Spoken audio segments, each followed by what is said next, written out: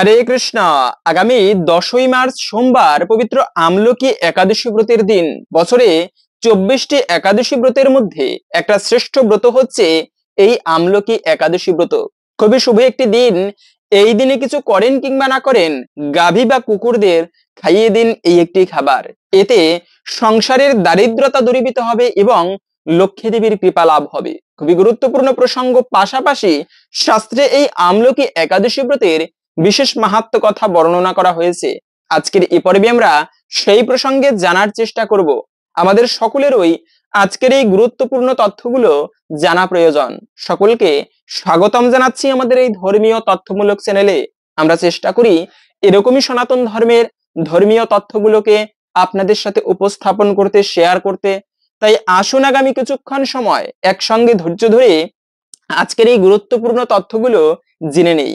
আশা করছি আজকের এই তথ্যগুলো আপনাকে অবশ্যই সমৃদ্ধ করবে। ভালো লেগে থাকলে অবশ্যই একটা লাইক করে কমেন্টে আপনার ইষ্ট দেবতার নামটি অথবা জয় শ্রীকৃষ্ণ ভগবানের জয় একবার হলেও লিখে যাবার অনুরোধ জানাচ্ছি। কেননা এই যে একাদশী ব্রতের দিন, এটি ভগবান শ্রীকৃষ্ণ বা ভগবান বিষ্ণুর অত্যন্ত প্রিয় দিন। অনেক প্রকার ব্রত রয়েছে। কয়েকদিন আগে গেল শিব চতুর্দশী ব্রত, তারপরে কার্তিক মাসে দামোদর ব্রত, এরকম করে কাকতায়নী ব্রত রয়েছে। যে ব্রত পালন করে গোপিকারা ভগবানকে পর্যন্ত স্বামী রূপে লাভ করেছিল। এমনকি অনেক এরকম বৃহস্পতিবারে লক্ষ্মী ব্রত রয়েছে। বৃহস্পতিবারে যদি কেউ ব্রত করে লক্ষ্মী পুজো করে, তার সংসারের দারিদ্রতা দূরীভূত হয়। অনেক প্রকার ব্রত, কিন্তু এই একাদশী ব্রত তার মধ্যে সর্বশ্রেষ্ঠ। যে ব্যক্তি একাদশী ব্রতের দিনে উপবাস করে ভগবান শ্রী বিষ্ণুর পুজো করতে পারে, তার জীবনের সমস্ত অশুভ কেটে যায় এবং ভগবান তার প্রতি অত্যন্ত প্রসন্ন হয়। যেমন বৃহস্পতিবার মা লক্ষ্মীর দিন, শনিবার যেমন শনি দেবতার দিন, একাদশীর দিনটি যে বাড়ি হোক না কেন, এটি আমার ভগবান শ্রী বিষ্ণুর অত্যন্ত প্রিয় দিন। তাই একাদশী ব্রতের দিনটি প্রত্যেকের উচিত ভক্তি ভরে পালন করা। বিশেষ করে বছরে 24টি একাদশী ব্রতের মধ্যে একটা শ্রেষ্ঠ ব্রত হচ্ছে এই আমলকি একাদশী ব্রত। কেন এই ব্রতটি শ্রেষ্ঠ? এই ব্রত পালন করলে কি ফল লাভ হয়ে থাকে? প্রথমত হচ্ছে সহস্র গাভী দান করার ফল। মনে রাখবে, দানে দ্রব্যেন শুদ্ধতি, দান করা মহাপুণ্যের বলা হয়েছে। সেজন্য যদি গৃহে কোনো অতিথি যায়, তাকে যৎকিঞ্চিত অনুসারে দান করা উচিত, যেরকম সামর্থ্য রয়েছে। এমনকি শাস্ত্রে এও বলা আছে, আমরা কন্যা সন্তান হলে খুশি নই, ছেলে সন্তান লাভ করতে চাই। ভগবান 2টা বা 3টা মেয়ে সন্তান দিয়েছে, খুশি হতে পারি না ভগবানের দান নিয়ে। কিন্তু শাস্ত্রে বলা আছে, যদি কোনো পিতা তার কন্যা সন্তানকে সৎ পাত্রের হাতে দান করতে পারে, তাতে ওই পিতার এত পুণ্য হয়, চিত্রগুপ্ত স্বয়ং তার পুণ্যের হিসাব করতে পারে না। বুঝতে পারেন তাহলে দান করা কত মাহাত্ম্যপূর্ণ। এমনকি স্বয়ং বলি মহারাজ, যিনি প্রহ্লাদের নাতি, সেই বংশধর বলি মহারাজ, তিনি দানের মাধ্যমে ভগবান তার দ্বার রক্ষী হয়ে রয়েছেন। যে বলির কাছে ছোট্ট বামন অবতার ভগবান শ্রী বিষ্ণু, দেখতে কত সুন্দর, অদ্ভুত রূপ। ভগবানের রূপ তো অতীব সুন্দর, যে দর্শন করে সেই মনোমুগ্ধকর রূপ সেই বামুন অবতারের। ছোট্ট বাচ্চা ছেলে বামুন, সে গিয়ে দান করতেছিল বলি মহারাজ যজ্ঞ স্থানে বসে। সেখানে গিয়ে সেই বামুন অবতার গিয়ে বলল, আমি 3 পাদ ভূমি চাই, পা রাখার জন্য যে জায়গা, আমি সেটুকু দিলেই হবে। বলি মহারাজ তখন হাসাহাসি করতে লাগলো, কিন্তু বুঝতে পারিনি আজকে স্বয়ং ভগবান আমার কাছে দান চাইতে এসেছে। কিন্তু শুক্রাচার্য বুঝতে পেরেছিল তার গুরুদেব এ হচ্ছে ভগবান ছলনা করতে এসেছে। বলি মহারাজকে নিষেধ করেছিল, বলি এ হচ্ছে ভগবান বিষ্ণু, দান করো না, তোমার সমস্ত কিছু ছিনিয়ে নিবে। বলি মহারাজ তখন হাত জোর করে বলেছিল, গুরুদেব, ভগবান আমার কাছে দান চাইতে এসেছে, সবই তো ভগবানের, ভগবানকে আমি দান করবই। তাই বলি মহারাজ সমস্ত কিছু দান করে দিল। শেষে 3য় পা কোথায় রাখবে? বলি মহারাজ দেখলো আমার মাথা আছে, দেহটা এখনো দান করা হয়নি। বলি মহারাজ নিজের মস্তক ভগবানের চরণে দান করলো এবং ভগবান এতে এত প্রসন্ন হলো যে বলি মহারাজের সেই দ্বার রক্ষী হয়ে রয়েছেন। তাই দানের মাধ্যমে এতটা মাহাত্ম্য, ভগবানকে পর্যন্ত আপন করা যায়, একান্ত আপন করা যায়। এমনকি হরিশ্চন্দ্র রাজা, তিনি তার মরাপুত্র পর্যন্ত জীবিত হয়েছিল এই দানের পুণ্য বলে। তো সেই দান, বিশেষ করে গাভী দান করা। যদি কোনো ব্যক্তি নরকে গমন করে, তবে তার পুত্র সন্তান বা পূর্বপুরুষ যদি মানে তার পরের সন্তানাদি বংশধরেরা যদি সেই পিতামাতার উদ্দেশ্যে গাভী দান করে, এক্ষেত্রেও বলা আছে যে সেই পিতামাতা সেখান থেকে, নরক থেকে স্বর্গে যেতে পারে। এই দানের পুণ্য বলে, গাভী দানের পুণ্য এত।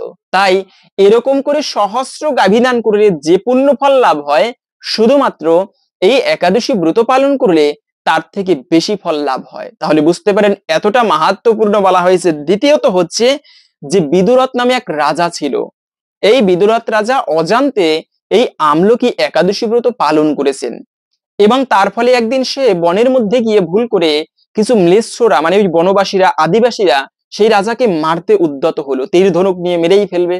বিদুরথ রাজা ঘুমিয়েছিল, বুঝতে পারেনি। স্বয়ং ভগবান বিষ্ণু এসে সমস্ত আদিবাসীদের হত্যা করে সেই রাজাকে রক্ষা করেছিল। তো তখন ভগবান বলেছে, দেখো তুমি একাদশী ব্রতের পুণ্য প্রভাবে আজকে আমি তোমাকে রক্ষা করলাম। তাই এই ব্রত যারা পালন করবে স্বয়ং ভগবান তাদের রক্ষা করে। এজন্য অনেক আছে, অনেক সময় ছোট্ট বাচ্চাদের বেশি বেশি বিপদ আপদ হয়, অমঙ্গল, অশুভ, নজর দোষ এগুলো লেগেই রয়েছে। সেক্ষেত্রে আপনি এই একাদশী ব্রত পালন করে অবশ্যই সেই সন্তানের জন্য মঙ্গল কামনা করুন। এতে অবশ্যই একটুকু হলেও সেই সন্তানের মঙ্গল হবে, বিপদ আপদ পর্যন্ত কেটে যায়। এতটা মাহাত্ম্যপূর্ণ এই একাদশী ব্রত। আমরা প্রথমত জেনে নিচ্ছি এই একাদশীর তিথি মূলত কতক্ষণ থেকে কতক্ষণ থাকবে। একাদশী শুরু হবে মূলত আগামী 9ই মার্চ রবিবার সকাল 10:39 থেকে, থাকবে মূলত 10ই মার্চ সোমবার সকাল 9:50 পর্যন্ত। এই সময়টুকুর মধ্যে এই পবিত্র আমলকি একাদশী তিথি থাকবে।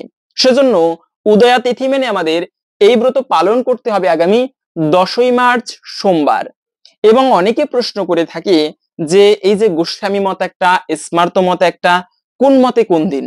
তো এই যে আমলকি একাদশী ব্রত পড়েছে, এটা স্মার্ত মতেও একই দিনে, গোস্বামী মতেও একই দিনে। কেন এই দ্বিমত, কেন এই বৈষম্যতা? মানে রাখবে আমাদের কোনো মত পালন করা উচিত নয়। প্রকৃত শাস্ত্রে যেটা বলা আছে সেটি পালন করা উচিত। সেটা গোস্বামী মত নয়, সেটা সেই স্মার্ত মত নয়। তবে গোস্বামী মত বা গোস্বামীগণেরা শাস্ত্রের বিশুদ্ধ মত পালন করে। যেমন শাস্ত্রে যেটা দেওয়া থাকে উদয়া তিথি মেনে বা দ্বাদশী সংযুক্ত একাদশী ব্রত পালন করতে হয়। যেমন এই একাদশী থাকবে মূলত আমলকি একাদশী রবিবারে, তাহলে কেন সোমবারে পালন করতে হবে? কেননা সোমবারটা হচ্ছে দ্বাদশী সংযুক্ত একাদশী, এটি সর্বোত্তম। তাই এই একাদশী ব্রত আগামী 10ই মার্চ সোমবার স্মার্ত মতে, গোস্বামী মতে, দুই মতেই পালন করা হবে। এবং ব্রত যত ভালোভাবে করি না কেন, পারণ একটা গুরুত্বপূর্ণ বিষয়। হয়তো অনেকে নির্জলা ব্রত করে, জল ফোঁটা পর্যন্ত পান করে না, এটি ভালো। নির্জলা ব্রত করে এটি সর্বোত্তম। যদি কেউ পারেন অবশ্যই নির্জলা ব্রত করবে। ফলের এই ব্রতের সম্পূর্ণ ফল যদি কেউ লাভ করতে চান, তবে উচিত অবশ্যই নির্জলা ব্রত করা। কিন্তু সবাই নির্জলা ব্রত করতে পারে না। অনেকে আছে ফলমূল খেয়ে থাকে। তবে কি কি খাবার খাওয়া যাবে? মনে রাখবেন যে কোনো প্রকার ফল খেতে পারবেন, যে কোনো প্রকার ফল, দুগ্ধ। তারপরে ফল খেয়েও যদি না হয়, সেক্ষেত্রে আপনারা সবজি আদি রান্না করে খেতে পারেন। যেমন ফুলকপি, মিষ্টি কুমড়া, মিষ্টি আলু, পেঁপে, কাঁচকলা, এগুলো আপনারা সবজি হিসেবে ঘি দিয়ে অথবা বাদাম তেল দিয়ে রান্না করবেন। কিন্তু মনে রাখবে সেখানে ভুলক্রমেও কখনো সেই সরিষার তেল ব্যবহার করবে না। কেন? একাদশী ব্রতের দিনে ব্রত করেন কিংবা না করেন, ভুল করেও কখনো সরিষার তেল ব্যবহার করা উচিত নয় বা খাওয়া উচিত নয়। এতে পাপ না করেও সকল পাপের ভাগী হতে হয়। কেননা স্বয়ং মহাদেব বলেছেন মা পার্বতীকে, হে দেবী শুনে রাখো, যে ব্যক্তি একাদশী ব্রতের দিনে পঞ্চরবি শস্য ভক্ষণ করে তার প্রতি গ্রাসে গ্রাসে এত পাপ হয়, মৃত্যুর পরে তাকে যমদূতেরা তার মুখে তপ্ত লোহা দিয়ে দেয়, ভয়ানক যন্ত্রণা দেয় তাকে। তাই মহাদেব স্বয়ং মা পার্বতীর সহিত একাদশী ব্রত পালন করে। সেজন্য আমাদের সকলেরই এই ব্রত পালন করা উচিত। এই ব্রতের পারণ একটা গুরুত্বপূর্ণ বিষয়। কেননা পারণ যদি আপনি ভালোভাবে ব্রত করলেন, কিন্তু ব্রতের সঠিক সময়ের মধ্যে যদি পারণ না করেন, তবেই কিন্তু ব্রতের সম্পূর্ণ ফল লাভ করা যায় না। তাই অবশ্যই আমাদের পারণটা আবশ্যক। সেই পারণ করতে হবে আগামী 11ই মার্চ মঙ্গলবার সকাল 6:11 থেকে 8:46 পর্যন্ত। এই সময়টুকুর মধ্যে পঞ্চরবি শস্য প্রসাদ দিয়ে ভগবানের কাছে প্রার্থনা করে তারপরে ব্রতের পালন করবেন।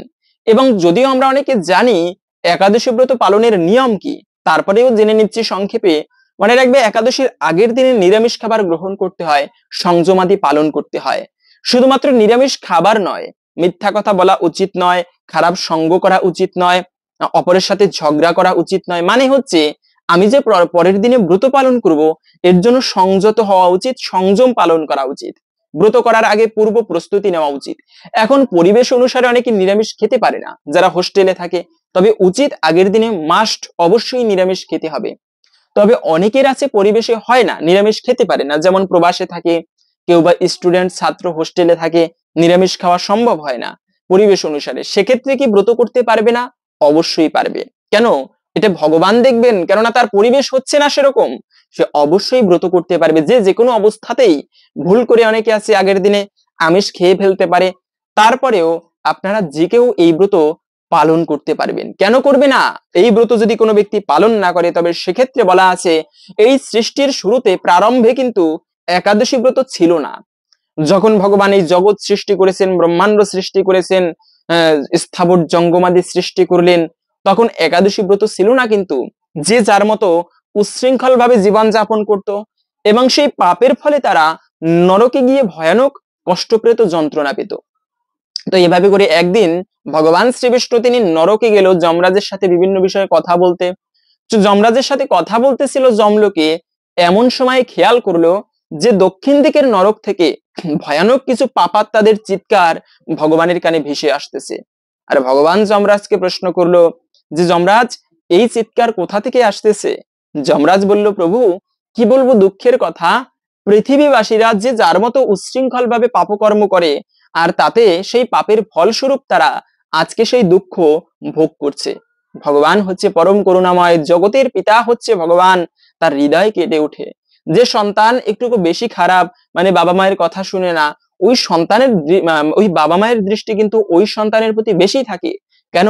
যে ওই যে ভালো সন্তান, ও একটুকু বড় হলে খেয়ে পরে বাঁচতে পারবে, ছোট ছেলে কিভাবে কি চলবে, তাই ওর প্রতি বাবা মায়ের আরো বেশি দৃষ্টি থাকে। তাই ভগবান, একটা ব্যক্তি শত পাপ করতে পারে, কিন্তু ভগবানের কাছে সে পাপিষ্ঠ নয়। ভগবান অবশ্যই ভগবান শাস্তি দেবে তাকে, কিন্তু ভগবান সবাইকে পছন্দ করে। যেমন একটা সাধুকে কৃপা করে, তেমনি একটা পশুকে পর্যন্ত কৃপা করবে অকাতরে। যে ভগবানকে খারাপ ভাষায় কথা বলবে তাকেও ভগবান কৃপা করবে, আর যে অসাধু সাধু মানুষ ভগবানের নাম কীর্তন করে তাকেও কৃপা করবে। তবে বিষয় হলো, যিনি যে ভগবানের সাধনা করে ভগবান তার হয়ে যায়। তাই এই ব্রতের দিনে ভগবান, ওই দিনে ভগবান তখন সেই নরক দর্শনের জন্য গেল। পরম করুণাময় ভগবান গিয়ে দেখতে লাগলো ভয়ানক পাপাত্মারা তারা কষ্ট পাচ্ছে, দেখেই ভগবানের হৃদয় কেঁদে উঠলো। সাথে সাথে তার হৃদয়ের এই যে করুণার প্রকাশ, করুণার মূর্ত প্রকাশ রূপে একাদশী দেবীর আবির্ভাব হলো। এত পুণ্যময়ী দেবী, সূর্যের যেরকম তেজ রয়েছে, ওই দেবীরও এমনি তেজ, পুণ্যের তেজ। সেই তেজে সমস্ত পাপাত্মাদের পাপ ভস্মীভূত হয়ে গেল। তারা তৎক্ষণাৎ স্বর্গে গমন করলো, এবং ভগবান শ্রীবিষ্ণু ঘোষণা করলো যেদিনে এই একাদশী ব্রত আবির্ভূত হবে, ওই একাদশী ব্রতের দিনে যে ব্যক্তি আমার পুজো করবে, ব্রত করবে, সে সকল পাপ থেকে মুক্ত হবে, এবং ওই অন্তিমে তার বৈকুণ্ঠে গতি হবে। তাই এই একাদশী ব্রতের দিনটি মূলত ওই থেকে সবাই পালন করতে শুরু করলো। এবং যে যত পাপই করে একাদশী ব্রতের দিনে ব্রত করার ফলে সমস্ত পাপ থেকে মুক্ত হয়, এবং বৈকুণ্ঠে তার গতি হয়, সে আর নরকে যায় না। এদিকে যমরাজেরও কোনো কার্য নেই। আবার সেই পাপপুরুষ, যেমন কলি, যে ব্যক্তি পাপ করে কলি তার উপরে ভর করে, কলি তার উপরে অবস্থান করে, কিন্তু পাপপুরুষ যে পাপ করে না তার উপরে যেতে পারে না। তো পাপপুরুষ কি করেছে, একাদশীর দিনে কোথাও আশ্রয় পাচ্ছে না, ত্রাহি ত্রাহি করতে করতে বৈকুণ্ঠে ভগবানের কাছে উপস্থিত, রক্ষা করো রক্ষা করো রক্ষা করো প্রভু। কেন, কি হয়েছে? আরে আপনি যে একাদশী দেবীর সৃষ্টি করেছেন, তার পুণ্য প্রভাবে আমি এই একাদশীর দিনে কোথাও আশ্রয় পাচ্ছি না। কেননা যে পাপ করে তার উপরে আমি ভর করি, আর একাদশীর দিনে সবাই পুণ্য কর্ম করে, কারো উপরে আমি গিয়ে আশ্রয় পাচ্ছি না, বাঁচতে পারি না। তো সৃষ্টির যদি ভারসাম্য রক্ষা করতে হয়, পুণ্যকে যেমন দরকার, পাপকেও তেমন দরকার। জন্ম যেমন দরকার, মৃত্যুও তেমনি দরকার। কেন? যদি মৃত্যুদান না করানো হয়, জন্মানো হয়, শুধু জন্মাচ্ছে জন্মাচ্ছে মারা যাচ্ছে না, পৃথিবী তো ভরে যাবে, তখন মানুষ মানুষকে হত্যা করবে, উচ্ছৃঙ্খল বেড়ে যাবে। তাই মৃত্যুও দরকার। সেজন্য ভগবানকে বললেন, আমি তো একাদশীর পুণ্য প্রভাবে কোথাও বাঁচতে পারছি না, কেউ পাপ কর্ম করেন, আমি কোথায় গিয়ে বাঁচবো? তখন ভগবান বলল, এই ব্যাপার, তাহলে একটা কাজ করবে কি, একাদশী ব্রতের দিনে তুমি পঞ্চরবি শস্যে আশ্রয় গ্রহণ করবে, এবং যে ব্যক্তি একাদশীর দিনে পঞ্চরবি শস্য ভক্ষণ করবে, সে পাপ না করেও সকল পাপের ভাগী হবে। তো ওই থেকে মূলত সেই পাপপুরুষ পঞ্চরবি শস্যের মধ্যে আশ্রয় গ্রহণ করে, এবং ওই থেকে একাদশীর দিনে যে ব্যক্তি পঞ্চরবি শস্য ভক্ষণ করে সে পাপ না করেও সকল পাপের ভাগী হতে হয়। তাই তো স্কন্দ পুরাণে আরো বলা আছে, মাতৃহা পিতৃহা চৈব ভাতৃহা গুরুহা তথা একাদশান্ত ইয়োভিয়ক্তে বিষ্ণু লোকচ্যুত ভাবে। যে ব্যক্তি একাদশী ব্রতের দিনে পঞ্চরবি শস্য ভক্ষণ করবে তাকে মাতৃহত্যা, পিতৃহত্যা, গুরু হত্যা, ভাই হত্যা সকল ভয়ানক পাপের ভাগী হবে সে ব্যক্তি পাপ না করেও। তাই কখনো উচিত নয় এই ব্রতের দিনে পঞ্চরবি শস্য ভক্ষণ করা। এবং এই দিনের যে খাবারগুলো ভুলেও খাবে না একাদশী ব্রতের দিনে, ব্রত করেন কিংবা না করেন কিন্তু ভুলেও উচিত নয় এই খাবারগুলো গ্রহণ করা। যেমন ধান থেকে যত খাবার হয়, খিচুড়ি, পায়েস, ভাত, এগুলো কখনো খাওয়া উচিত নয়। পিঠা, তারপরে গম থেকে যত খাবার হয়, বিস্কিট, কেক, পাউরুটি, এগুলো খেতে নেই, এতে মহাপাপ হয়। তারপরে গম থেকে, তারপরে আটা থেকে, তারপরে হচ্ছে যে কোনো প্রকার ডাল, এমনকি সরিষার তেল, তারপরে তিল, এগুলো কখনো খাওয়া উচিত নয়। অনেকে আছে সবজি রান্না করতে গিয়ে সেখানে শাক দিয়ে থাকে, মানে শাক খাওয়া যাবে না একাদশীর দিনে।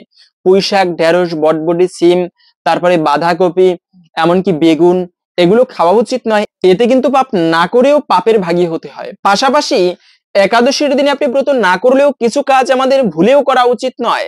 যেমন প্রথমত হচ্ছে মিথ্যাচার করতে নেই। মনে রাখবে, সত্যের উপরে ধর্ম নেই, মিথ্যার উপরে পাপ নেই। কখনো কদাপি মিথ্যা কথা বলা উচিত নয়। এতে কিন্তু অশুভ হয়ে থাকে।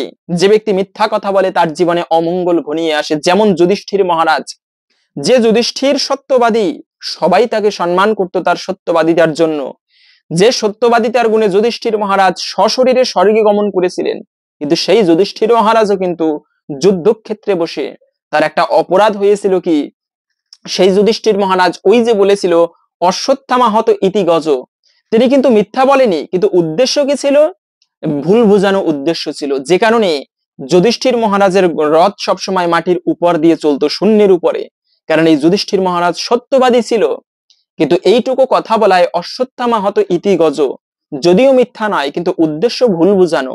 যে কারণে যুধিষ্ঠির মহারাজকে পর্যন্ত সাথে সাথে তার রথ এই কথা বলার সাথে সাথে মাটি স্পর্শ করেছিল। সেই যুধিষ্ঠির মহারাজকেও নরক দর্শন করতে হয়েছিল কিন্তু। তাই কখনো উচিত নয় যে মিথ্যা কথা বলা। বর্তমান কলিযুগ, এই যুগে সত্যগুণ নেই বললেই চলে।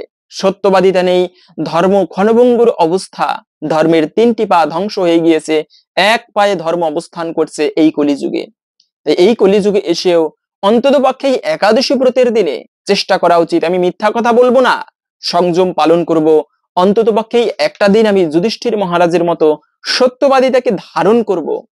এবং কি খারাপ ভাষা প্রয়োগ করা উচিত নয়। ঝগড়া, অনেকে আছে ঠাকুর পুজো করে কিন্তু ঝগড়া করে, এটি কিন্তু অশুভ। যত লক্ষ্মী পুজো করা হোক, বাড়িতে যদি ঝগড়া করা হয়, খারাপ ভাষা প্রয়োগ করা হয়, চিৎকার করা হয়, এতে কিন্তু সেই সংসারে লক্ষ্মী দেবীর কৃপা ততটা লাভ হয় না। তাই মিথ্যা বলা উচিত নয়। এমনকি অনেক সময় দেখা যায় অনেকে, তবে একটা বিষয় আছে কি, যে অনেক সময় অপরের উপকার হবে, সেক্ষেত্রে যদি অনেকের উপকার করতে গিয়ে একটুকু ঘুরিয়ে কথাটা বললে তার উপকার হয়, তবে সেক্ষেত্রে বলতে পারেন। তবে উচিত নয় কখনো মিথ্যা কথা বলা। যেমন একটা ঋষি, তিনি ধ্যান করতেছিল, একটা কসাই কি করেছে একটা গাভীকে, এটি পদ্ম পুরাণের মধ্যে পাওয়া যায় এই কাহিনীটি। একজন ঋষি তিনি বৃক্ষতলে বসে ধ্যান করতেছিল, এমন সময় একটা গাভী দৌড়াতে দৌড়াতে আসলো। কেন? ওই গাভীকে কসাই হত্যা করবে ধাওয়া করতেছিল। গাভীটা এসে ঋষিবরকে প্রণাম করে বলল, ঋষিবর, আমাকে তো একটা কসাই হত্যা করবে, তা আপনি কৃপা করে আমার প্রাণটাকে একটুকু রক্ষা করুন। কিভাবে? যে আমি উত্তর দিকে যাচ্ছি, আপনি কৃপা করে বলে দিবেন একটুকু দক্ষিণ দিকে গিয়েছি, এই কার্যটুকু করে আমার প্রাণটা রক্ষা করবেন। তো ঠিক আছে, গাভী তো চলে গিয়েছে। তখন একটা কসাই এসে জিজ্ঞাসা করলো, ঋষিবর, আপনি কি একটা গাভী দেখেছেন? বলে, হ্যাঁ যেতে দেখেছি। কোন দিকে গিয়েছে? ডান হাত দিয়ে দেখিয়ে দিল, উত্তর দিকে গিয়েছে। সত্য কথা বলেছে, উত্তর দিকে। এই পাপের ফলে সেই ঋষিবর কি করেছে, পরবর্তী জন্মে সেই ঋষিবর একজন ব্রাহ্মণের পুত্র হয়েছে। চতুর্দিকে তার সুনাম, ওই দেশের রাজা পর্যন্ত সেই ব্রাহ্মণকে সমীহ করে, ভালো শ্রদ্ধা করে চলে। কেন? এই ব্রাহ্মণ কখনো কোনো পাপ কর্ম করে না, শাস্ত্র জ্ঞানী সুনিপুণ, ভালো অধ্যয়ন করাতে পারে। ওই রাজ্যের গুরুকুলের সেই ব্রাহ্মণ শিক্ষক হিসেবে, গুরু হিসেবে নিযুক্ত হলো এবং সবাই তাকে সম্মান করে ভালো বলে জানে। তো ওই রাজ্যের যে রাজকুমার ছিল, রাজার পুত্রের তার বিবাহ হলো। তো এই রাজপুত্রের একটা বিশাল তরবারি ছিল, অনেক ওজন সেই তরবারির। তো এইভাবে করে বিবাহ হলো। বিবাহের রাত্রে ঘুমিয়ে পড়েছে রাজকুমার, সেই মানে রানী মানে সেই রাজকুমারের স্ত্রী ঘুমিয়ে পড়েছে। হঠাৎ রাজকুমারের স্ত্রীর একটা কৌতূহল হলো কি, যে আমার স্বামী যেখানে ঘুমিয়ে আছে সেই পালঙ্কের পাশে এত বড় একটা তরবারি রাখা কেন? এত বড় তরবারি জীবনে কখনো দেখেনি। কৌতূহল বশত সেই রাত্রে, গভীর রাত্রে, ভোর তখন খুবই ব্রহ্ম মুহূর্ত সময়, ওই সময় সেই স্ত্রী তরবারিটা নিয়ে জাগাতে গিয়ে ভুলক্রমে সেই তরবারিটা মানে তরোয়ালটা তখন রাজকুমারের গলায় পড়ে গলা ধর থেকে দুই ভাগ হয়ে যায়, আলাদা হয়ে যায়। চিন্তা করেন কত দুঃখের একটা বিষয়। সাথে সাথে ভয় পেয়ে গেল, আরে আমার স্বামী মারা গেল, আমি অল্প বয়সে বিধবা হয়ে গেলাম। বিবাহের প্রথম রাত্রিতে দুঃখ পেল, কিন্তু কি করা যাবে? যদি রাজা জানতে পারে যে রাজকুমারের মৃত্যু আমার হাতে হয়েছে, সে তো আর বুঝতে পারবে না ভুল করে হয়েছে, আমাকে তাহলে শুলে চড়াবে। তাহলে বুদ্ধি করা যাক কি, আমাকে তো বাঁচতে হবে। যদিও স্বামী মারা গিয়েছে, একটা দুঃখের বিষয়। বুদ্ধি করে দেখলো ওই ভোর রাত্রে মানে ব্রহ্ম মুহূর্ত সময়ে ওই সাধু সেই রাজবাড়ির পুকুরে স্নান করতে এসেছে। সাথে সাথে চিৎকার করতে লাগলো, মহারাজ রক্ষা করুন, রক্ষা করুন, আমার স্বামীকে হত্যা করে চলে যাচ্ছে, ওই সাধু চলে যাচ্ছে আমার স্বামীকে হত্যা করে, এসুন আসুন সবাই দেখে যান, দেখে যান, আমার স্বামীকে হত্যা করে ফেলেছে। এভাবে করে সবাই ওই গভীর রাত্রে সবাই ঘরে আসলো। এসে তো রাজকুমারের ওই অবস্থা দেখে সবাই অবাক, কে হত্যা করেছে? রানী বলতে লাগলো, সেই রাজকুমারের স্ত্রী বলতে লাগলো, ওই সাধু পালিয়ে যাচ্ছে, ওই সাধুকে ধরুন, সে আমার স্বামীকে হত্যা করেছে। সাথে সাথে ধরে আনা হলো। রাজা তো জানে এই সাধু এমনটা কাজ করতে পারে না। সাধু তো অবাক, আরে আমি কি করলাম? কোনো ভুল করিনি, আজকে বিনা কারণে আমাকে অপবাদ দেওয়া হচ্ছে। তখন সেই রাজকুমারের স্ত্রী কান্না করতে লাগলো, মহারাজ আমি বিচার চাই, আমার স্বামী হত্যার বিচার চাই। রাজা উপায় না পেয়ে, যে একটা ব্রাহ্মণ, তাকে তো আর শুলে চড়ানো যাবে না, হত্যা করা উচিত নয়, ব্রাহ্মণ হত্যা মহাপাপের। তবে কি করা যাবে? একটা কাজ করো, ও তো হাত দিয়ে তরবারি দিয়ে মেরেছে, ওর দক্ষিণ হাত ডান হাতটা কেটে দাও। ডান হাত কেটে দেওয়া হলো। ব্রাহ্মণের মহা দুঃখ পেল, যে রাজ্যে তার সম্মানের কোনো অভাব ছিল না, আজকে সেই রাজ্যে মিথ্যা অপবাদ পেল। ব্রাহ্মণ কি করলো? মনে মনে চিন্তা করলো, কোন পাপের ফলে, কেননা কোনো কারণ ছাড়া জগতের কিছু হয় না, কোনো না কোনো পাপ রয়েছে আমার জীবনে। এই জীবনে তো কোনো পাপ করিনি, তাহলে কোন পাপের ফলে, কোন কর্মের ফলে আমার এমনটা হলো? একটা কাজ করি, দক্ষিণ দেশে ভালো জ্যোতিষবিদ রয়েছে, তার কাছে যাই, তিনি হয়তো বা বলতে পারবে আমার কোন পাপের ফলে এমনটা হয়েছে। সেই ভালো একজন জ্যোতিষীর কাছে গেল, জ্যোতিষবিদ, জ্যোতিষ শাস্ত্রে সুনিপুণ, তার কাছে গেল। তখন সেই জ্যোতিষীর বাড়িতে দেখলো, গিয়েই তো দেখতেছে স্বামী স্ত্রী পুরা তুমুল ঝগড়া, কাকে কাকে মনে হয় যেন ঝগড়া লেগেছে, এমন ঝগড়া। গিয়ে বসে আছে বারান্দায় সেই সাধু, তার ডান হাত কাটা দুঃখ নিয়ে। অনেকক্ষণ পরে জ্যোতিষী বেরোলো, বেরিয়ে বলতেছে, আপনি এসেছেন? হ্যাঁ আমি এসেছি। কি জন্য এসেছেন? আমার দেখো, আমার ডান হাত কেটে দিয়েছে মিথ্যা অপবাদে, তো আমি জানতে এসেছি। তুমি তো ভালো দক্ষ জ্যোতিষবিদ, তো বলতে পারবে আমার কেন এমন পাপে হলো? বলে আপনার একটা পূর্বজন্মের পাপ রয়েছে। তারপরে বলতে লাগলো, দাঁড়ান, আপনার কথাটা আগে বলুন। আমি এসেছিলাম আমার পাপ কর্মের কথা জানতে, ডান হাত কেন কাটা গেল, কিন্তু আপনি বলুন তো, আপনি তো ভালো জ্যোতিষবিদ, কি করে এমন একজন স্ত্রী বিবাহ করলেন যে আপনার সাথে এত অকথ্য ভাষায় কথোপকথন করে, গালিগালাজ করে? জ্যোতিষবিদ বলতে লাগলো, দেখো, ভাগ্যের ফল, কর্মের ফল কখনো খণ্ডানো যায় না, এটা আমার কর্মফল। তবে শুনো কাহিনী, আমি পূর্বজন্মে একটা কাক ছিলাম, এবং এই যে স্ত্রী ছিল একটা গাধা, এই গাধার পিঠে একটা ছোট্ট একটা ঘা হয়েছিল। এই নদী পাড়ে জল খেতে আসতো, আমি কাক সবসময় নোংরা বিষয় খেতে ভালোবাসতাম। তো তখন এই গাধার পিঠের সেই নোংরা মাংসগুলো, পশলাগুলোকে ঠুকরে ঠুকরে খেতাম। এভাবে করে প্রতিদিন এভাবে খেতাম, খেতে খেতে বিশাল ঘা হলো সেই গাধার পিঠে। এবং একদিন এমন জোরে কামড় দিয়েছি, তার পিঠের যে হাড় ছিল সেখানে আমার ঠোঁট আটকে গেল, এবং সেই গাধা ভয়ানক যন্ত্রণায় ছটফট করতে করতে নদীর মধ্যে প্রাণ ত্যাগ করলো, আর আমিও ওভাবে নদীর মধ্যে প্রাণ ত্যাগ করলাম। এবং ওই যে পূর্বজন্মে আমি কাক হয়ে তাকে কষ্ট দিয়েছি, এই জন্মে সে স্ত্রী হয়ে আমার কাকের মতো আমাকে কষ্ট দিচ্ছে, এটা আমার কর্মফল, খণ্ডানো যাবে না। তো এখন বলো তো জ্যোতিষবিদ, আমি কেন এমন কষ্ট পাচ্ছি, আমার কেন ডান হাত কাটা গেল? তবে শুনুন কাহিনী, আপনি পূর্বজন্মে একটা ঋষি ছিলেন। একটা গাভী এসে আপনাকে বলেছিল, মহারাজ আমি আমার প্রাণটা একটুকু রক্ষা করুন, আমি উত্তর দিকে যাচ্ছি, আপনি বলে দিয়েন কসাইকে দক্ষিণ দিকে গিয়েছে। কিন্তু তুমি মিথ্যা বলনি, তথাপিও তুমি ডান হাত দেখিয়ে দিয়েছিলে এই দিকে গিয়েছে। এবং তোমার সেই পাপের ফলে, একটা গো হত্যা মহাপাপের, স্বয়ং ইন্দ্র বলেছেন দশরথ রাজাকে যে হে দশরথ, যে ব্যক্তি গো মাংস ভক্ষণ করবে তার এত পাপ হয়, ওই গাভীর শরীরে যতগুলো লোম রয়েছে তত বছর তাকে নরকের ভয়ানক যন্ত্রণা ভোগ করতে হয়, এতটা সাধারণ নয়। আর সেই পাপের ফলে তোমাকে আজকে এই জন্মে কষ্ট পেতে হচ্ছে। এই পাপ বাপকেও ছাড়ে না কথায় রয়েছে। সেজন্য অনেক সময় আছে এমনটা, মিথ্যা কথা কখনো বলা উচিত নয়, তবে একটুকু ঘুরিয়ে বললে যদি উপকার হয় ব্যক্তির, সেক্ষেত্রে সেটা বলা উচিত, ধর্ম রক্ষার জন্য বা সেই ব্যক্তিকে রক্ষার জন্য। তো সেজন্য অন্ততপক্ষেই একাদশীর দিনে মিথ্যা কথা ঝগড়া আদি করা উচিত নয়, অপশব্দ প্রয়োগ করতে নেই, পাশাপাশি হচ্ছে মৈথুন করতে নেই, শারীরিক সঙ্গ করা উচিত নয়। তৃতীয়ত হচ্ছে অনেকে আছে ব্রত করে কিন্তু সারাদিন ঘুমিয়ে কাটায়।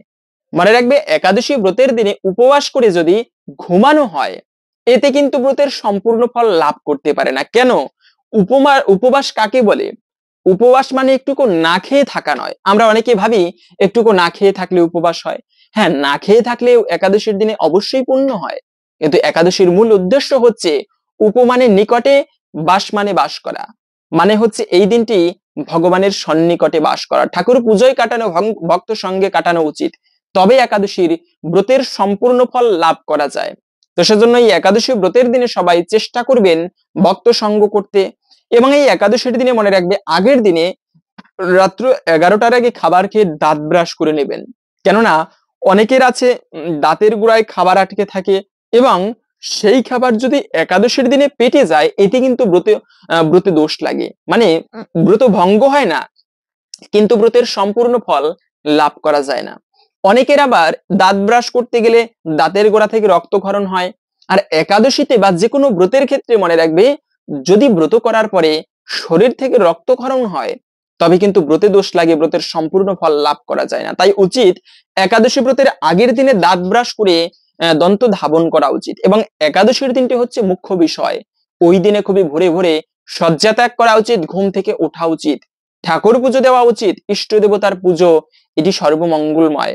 ওই দিনে তাড়াতাড়ি ঘুম থেকে উঠে ঠাকুর পুজো, ঠাকুর সেবা করা উচিত। এবং সারাদিনটি যদি সারাদিনে ঠাকুর পুজো করতে নাও পারি, মনে রাখবে দুটি তুলসী পত্র ভগবানের চরণে নিবেদন করবে। কেন? এই মণিমুক্ত আদি ভগবানকে দান করলে যে পুণ্য হয়, তার থেকে বেশি পুণ্য হয় যে ব্যক্তি ভগবানকে তুলসী পত্র দিয়ে পুজো করে। তাই আর ওই একাদশীর মতো পবিত্রতম দিন, কেন একাদশীর ব্রতের দিনটি এত শ্রেষ্ঠ বলা হয়েছে?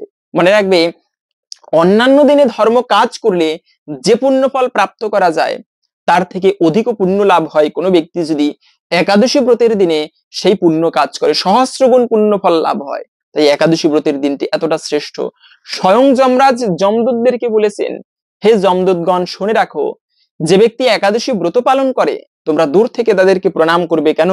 তারা আমাদেরও পূজনীয়, তাদেরকে প্রণাম করে চলে আসবে, কখনো তাদেরকে ভুল করেও যমলোকে আনবে না, তারা আমাদেরও পূজনীয়, তারা ভগবান তাদের পুরস্কৃত করবে, তারা বৈকুণ্ঠে যাবে, তারা পুণ্যময় ব্যক্তি, একাদশী ব্রত পালনকারী ব্যক্তি।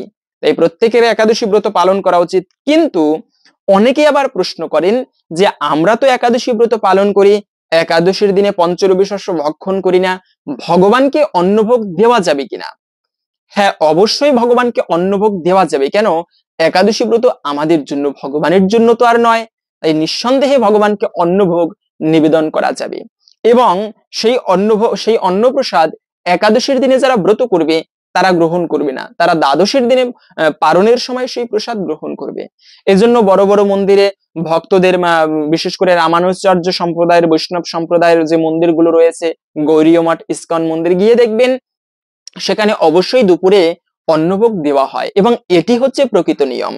পাশাপাশি হচ্ছে একজন মা এই প্রশ্ন করেছেন যে একাদশীর দিনে উচিত নয় রান্না করা, কাউকে অন্ন দান করা, খাওয়ানো, কিন্তু বাড়িতে রান্নার কোনো লোক নেই, আবার পরিবারের সবাই একাদশী ব্রত পালন করবে না, সেক্ষেত্রে আমি ব্রত করেছি কিন্তু অন্যান্য পরিবারের লোকজনের জন্য রান্না করে দিতে পারবো কিনা, এটি অপরাধের কিনা, বা ব্রতের ফল এতে পাবো কিনা? হ্যাঁ, মনে রাখবে, পরিবারের লোকের বোঝা উচিত যে আজকে একটা ব্যক্তি একাদশী ব্রত করেছে, তাকে দিয়ে সাধারণ কাজবাজ করাবো না, যদি পারি তাকে দিয়ে অন্যান্য জাগতিক কাজ না করিয়ে কেবলমাত্র সে ঠাকুর পুজোয় থাকবে, ঠাকুরের নাম কীর্তন করে আজকের দিনটি কাটাবে, তার আজকে বিশ্রাম। এটা পরিবারের লোকজনের বোঝা উচিত। তবে অনেক সময় আছে পরিবেশ ক্রমে রান্নার কোনো লোক নেই, স্বামী কাজে যাবে, কে রান্না করে দেবে, তো সে একাদশী ব্রত করে না। তো সেই অনুসারে উচিত নয় একাদশীতে রান্না করা। তারপরেও পরিবেশ অনুসারে যদি না পারে, তবে এটি আমি মনে করি দূষণীয় নয়। আপনি চেষ্টা করুন পরিবারের সবাইকে বোঝাতে, যদি না বুঝে পরিবারের সাথে তাল মিলিয়ে চলা উচিত। ব্রত অবশ্যই নিজে করবে, কিন্তু রান্না করে দিলে এটি আমি মনে করি দূষণীয় নয়। ভগবান দেখবেন ও পরিবেশ অনুসারে পারে না। তো এটি অবশ্যই আপনারা এই বিষয়টা করতে পারেন। এবং রান্নার কোনো লবণ, মনে রাখবে রান্নায় কোন লবণ ব্যবহার করা উচিত। অনেকে প্রশ্ন করে সন্দক লবণ ব্যবহার করব নাকি এই যে প্যাকেটজাত লবণ ব্যবহার করব। ভালো হয় একাদশীতে বা যে কোনো ব্রতের দিনে সন্দক লবণ খাওয়া। তবে না পেলে আপনারা সাধারণ লবণ ব্যবহার করতে পারেন। এখন আমরা জেনে নিচ্ছি ভিডিওর মূল প্রসঙ্গ। এই দিনে গাভী বা পশুদেরকে, কুকুরকে কোন খাবারটি খাওয়ানো উচিত, এতে অমঙ্গল দূরীভূত হয়। পশু সেবা এটি জগতের সব থেকে বড় সেবা। বহুরূপে সন্মুখে সারি কোথা খুঁজেছ ঈশ্বর, জীবে প্রেম করে যেই জন সেই জন সেবিছে ঈশ্বর। জীবদের সেবা করার ফলেও কিন্তু ভগবানের কৃপা অনেকটাই লাভ করা যায়। তাই এখন জেনে নিচ্ছি ভিডিওর মূল প্রসঙ্গ। তবে তার পূর্বে শাস্ত্রে এই আমলকি একাদশী ব্রতের বিশেষ মাহাত্ম্য কথা বর্ণনা করা হয়েছে, যা শ্রবণ করলেও অনেকাংশেই এই ব্রতের ফল লাভ করা যায়। তাই সকলে আসুন ধৈর্য ধরে, যারা ব্রত করবেন কিংবা না করবেন সকলেরই উচিত একান্ত ভক্তির সহিত এই ব্রত মাহাত্ম্য কথা শ্রবণ করা। এবং ব্রত কথা শ্রবণ করার শেষে একটা পুষ্প আপনি ভগবানের চরণে অর্পণ করবেন, মনে মনে হলেও। এতে অনেকাংশেই এই ব্রতের ফল লাভ করতে পারবেন। এজন্য শ্রবণ হচ্ছে নববিধা ভক্তির সর্বপ্রথম।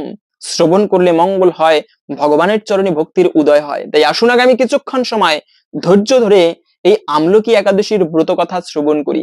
এরপরে আমরা ভিডিওর মূল প্রসঙ্গ জেনে নিচ্ছি। আমলকি একাদশী। যুধিষ্ঠির মহারাজ বললেন, হে কৃষ্ণ, মহাফলদাতা বিজয়া একাদশীর কথা শুনলাম। এখন ফাল্গুন মাসের শুক্লপক্ষের একাদশী যে নামে প্রসিদ্ধা তা বর্ণনা করুন। শ্রীকৃষ্ণ বললেন, হে মহাভাগ যুধিষ্ঠির, মান্দাতার প্রশ্নের উত্তরে মহাত্মা বশিষ্ঠ এই একাদশীর মহিমা কীর্তন করেছিলেন। আপনার কাছে এখন আমি সেই কথা বলছি। এই একাদশীর নাম আমলকি। বিষ্ণুলোক প্রদানকারী রূপে এই একাদশী বিশেষভাবে মহিমান্বিত। একাদশীর দিন আমলকি বৃক্ষের তলে রাত্রি জাগরণ করলে সহস্র গাভীদানের ফল লাভ হয়। হে পাণ্ডু নন্দন, পূর্বে ব্রহ্মার রাত্রিতে দৈনন্দিন প্রলয় উপস্থিত হলে স্থাবর জঙ্গম দেবতা, অসুর ও রাক্ষস সবকিছু বিনাশ প্রাপ্ত হয়। তখন ভগবান সেই কারণ সমুদ্রে অবস্থান করেন। তার মুখপদ্ম থেকে চন্দ্রবর্ণের একবিন্দু জল ভূমিতে পড়ে। সেই জলবিন্দু থেকে একটি বিশাল আমলকি বৃক্ষ উৎপন্ন হয়। এই বৃক্ষের স্মরণ মাত্র গোদানের ফল লাভ হয়, দর্শনে তাহার দ্বিগুণ এবং এর ফল ভক্ষণে 3 গুণ ফল লাভ হয়। এই বৃক্ষে ব্রহ্মা, বিষ্ণু আর মহেশ্বর সর্বদা অবস্থান করেন। এর প্রতিটি শাখা প্রশাখা ও পাতায় ঋষি, দেবতা ও প্রজাপতিগণ বাস করেন। এই বৃক্ষকে সমস্ত বৃক্ষের আদি বলা হয় এবং তা পরম বৈষ্ণব রূপে বিখ্যাত। অতএব এই শ্রেষ্ঠ ব্রত সকলেই পালনীয়। এখন এই ব্রতের একটি অদ্ভুত ইতিহাস আপনার কাছে বর্ণনা করছি। প্রাচীনকালে বৈদিশ নামে এক প্রসিদ্ধ নগর ছিল। ওই নগরে চৈত্ররথ নামে এক রাজা রাজত্ব করতেন। চন্দ্রবংশীয় পাশবিন্দুক রাজার পুত্ররূপে তিনি জন্মগ্রহণ করেন। তিনি অত্যন্ত শক্তিমান এবং ঐশ্বর্যশালী ছিলেন। শাস্ত্রজ্ঞানেও ছিলেন সুনিপুণ। তার রাজ্যের সর্বত্রই ছিল মনোরম আনন্দপূর্ণ এক দিব্য পরিবেশ লক্ষ্য করা যেত। প্রজারা ছিলেন বিষ্ণু ভক্তি পরায়ণ, সকলেই একাদশী ব্রত পালন করতেন। তার রাজ্যে কোনো অভাব অমঙ্গল ছিল না। এইভাবে প্রজাদের নিয়ে রাজা চৈত্ররথ সুখে দিন যাপন করতে থাকেন। এক সময় ফাল্গুনী শুক্লপক্ষের দ্বাদশী যুক্তা আমলকি একাদশী তিথি সমাগত হওয়ায় রাজ্যের সকলেই এই ব্রত পালনের সংকল্প করলেন। ওই দিন প্রাতঃ স্নানের পর প্রজাদের নিয়ে রাজা ভগবান বিষ্ণুর মন্দিরে যান। সেখানে সুবাসিত জলপূর্ণ কলস, ছত্র, বস্ত্র, পাদুকা, রত্ন ইত্যাদি দিয়ে সাজিয়ে স্থাপন করেন। তারপরে ধূপ দীপ দিয়ে যত্ন সহকারে মুনি ঋষিদের দ্বারা শ্রী পরশুরামের মূর্তি সমন্বিত আমলকির পূজা করেন। হে পরশুরাম, হে রেণুকার সুখবর্ধক, হে দাত্রী, হে পাপ বিনাশিনী আমলকি, তোমাকে প্রণাম, আমার অর্ঘ্যজল গ্রহণ করো। এইভাবে দিনে যথাবিধি পূজা, স্তব, স্তুতি, নৃত্যগীত করে রাজা ভক্তি ভরে সেই বিষ্ণু মন্দিরে রাত্রি জাগরণ করতে লাগলেন। এমন সময় দৈবযোগে সেখানে একটি বেদ উপস্থিত হয়। পূজার সামগ্রী সহ বহু ব্যক্তিকে একত্রে রাত্রি জাগরণ করতে দেখে সে কৌতূহলাক্রান্ত হলো। সে ভাবলো, এসব কি ব্যাপার? বিষ্ণু মন্দিরে প্রবেশ করে সে বসে পড়লো। কলসের উপারে স্থাপিত বিষ্ণু মূর্তি দর্শন করলো। ভগবান বিষ্ণু এবং একাদশীর মাহাত্ম্য সে মনোযোগ দিয়ে শ্রবণ করলো। সারাদিন ওই বেদ কিছুই আহার করেনি। এইভাবে ক্ষুধায় কাতর হয়ে সে রাত্রি জাগরণ করলো। পরদিন প্রজাসহ রাজা নগরের দিকে যাত্রা করলেন। সেই বেদও তার নিজের গৃহে ফিরে গেল। এরপর এক সময় বেদের মৃত্যু হলো। একাদশীতে রাত্রি জাগরণের ব্রত প্রভাবে সেই বেদ পরবর্তী জন্মে এক রাজ্যের অধীশ্বর রূপে নিযুক্ত হলো। জয়ন্তী নামে এক নগরী ছিল, সেখানে বিদুরথ নামে এক রাজা বাস করতেন।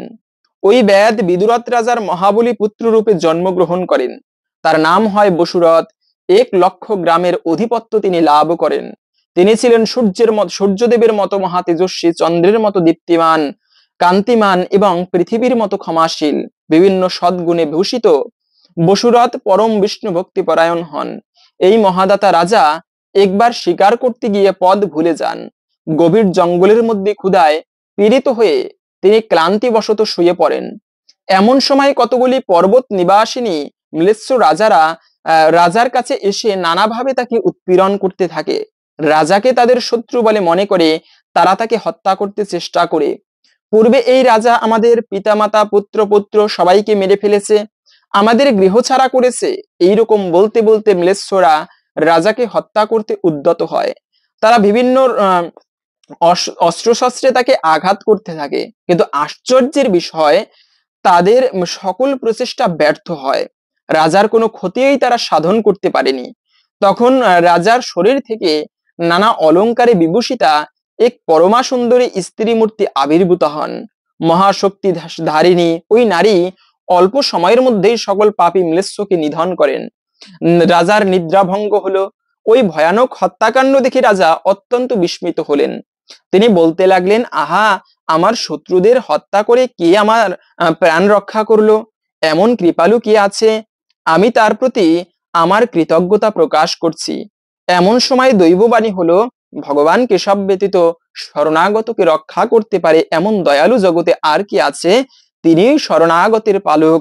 দৈববাণী শুনে তিনি ভক্তিযুক্ত চিত্তে গৃহে ফিরে এলেন। তারপরে প্রজা সহ মহাসুখে ইন্দ্রের মতো নিষ্কণ্টক রাজ্য ভোগ করতে লাগলেন। বশিষ্ঠ বললেন, হে রাজন, যে মানুষ এই পরম উত্তম আমলকি একাদশী ব্রত পালন করেন তিনি নিঃসন্দেহে বিষ্ণুলোক লাভ করেন। এই ছিল মূলত আমলকি একাদশীর ব্রত কথা। আশা করি বুঝতে পেরেছেন এই ব্রত পালন করলে আমরা কি ফল লাভ করতে পারি। সেজন্য আপনি নিজে এই একাদশী ব্রত পালন করুন এবং সকলের মাঝে ছড়িয়ে দিন, যেন আমরা সবাই এই একাদশী ব্রত পালন করার জন্য উৎসাহী হই, এই বিষয়ে জানতে পারি। আমি নিজে ব্রত করলে যে পুণ্য হয়, সেই ব্রত যদি কাউকে করাতে পারি, উৎসাহ দিতে পারি, তবে তাতে আরো বেশি প্রসন্ন হয় ভগবান শ্রীকৃষ্ণ। এবং এই ব্রতের দিনে গাভী বা কুকুরকে কোন খাবারটি খাওয়ানো উচিত মনে রাখবে। কোনো সময় উচিত নয় কোনো প্রাণীকে কষ্ট দেওয়া বিনা কারণে। আমরা অনেক সময় একটা কুকুর হেঁটে যাচ্ছে, দিয়ে একটা লাথি, অনেক ব্যক্তিকে দেখা যায় একটা পিটান দেই না। মনে রাখবে, যদি কোনো প্রাণীকে বিনা কারণে কষ্ট দেওয়া হয়, ওই কষ্টের ফল একদিন কোনো না কোনো দিন তোমাকে ভোগ করতে হবে। সেজন্য কোনো প্রাণীকেই কখনো কষ্ট দেওয়া উচিত নয়, ভুল করেও উচিত নয়। এজন্য পাখির বাসায় যে বাড়িতে যদি বেশি বেশি পাখির আনাগোনা হয়, এটিকে লক্ষ্মীময় বলা হয়েছে। সেই বাড়িতে লক্ষ্মীর কৃপা লাভ হয়।